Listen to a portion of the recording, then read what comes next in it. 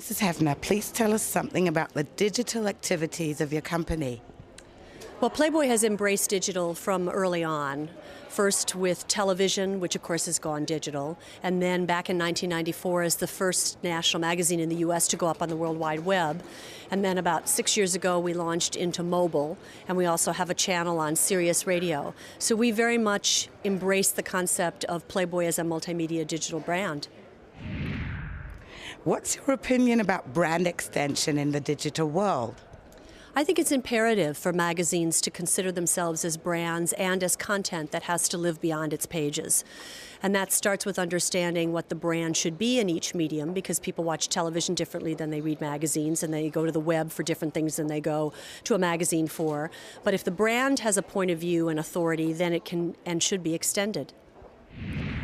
Why was the Playboy able to succeed all over the world before internet?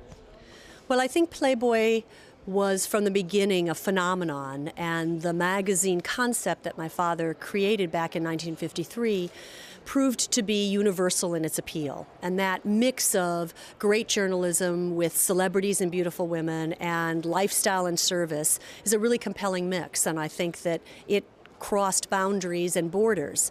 But I think the other reason why Playboy was successful even before digital was that the company really thought globally but acted locally. So in our 24 editions around the world, every one of them is with a local publishing partner, and virtually all of the content of those magazines is unique to that country.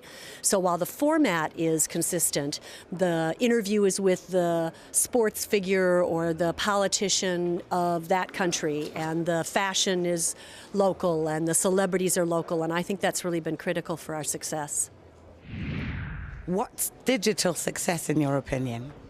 Well, we think of digital as first extending the audience for Playboy. So we get approximately 7 million visitors a month to Playboy.com in the U.S. So that compares to 10 million readers of the magazine. So it adds a lot of consumers to the franchise.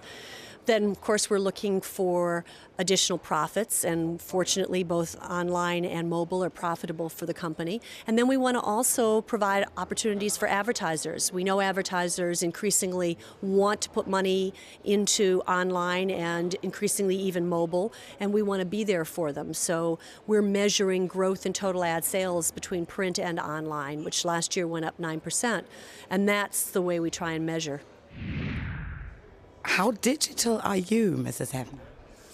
Well, I have an office that actually has a window that looks out into our atrium. So when I got my first computer way many years ago, it was like instantaneous news in the Chicago office because everybody knew they were going to all get wired. But I am a trio carrier, and for me, it's sort of indispensable to have a device where I can do, email from wherever I am, and also, access the web, and also stay in contact via phone. So I live a pretty digital life. And how digital is Hugh Hefner?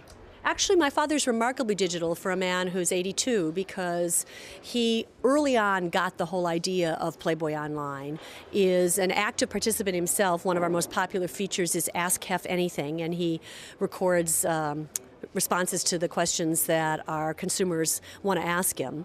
But he's also well aware of, what the site looks like, and design changes and new products like our social networking Playboy U. So he's pretty plugged in. Thank you very much. You're welcome.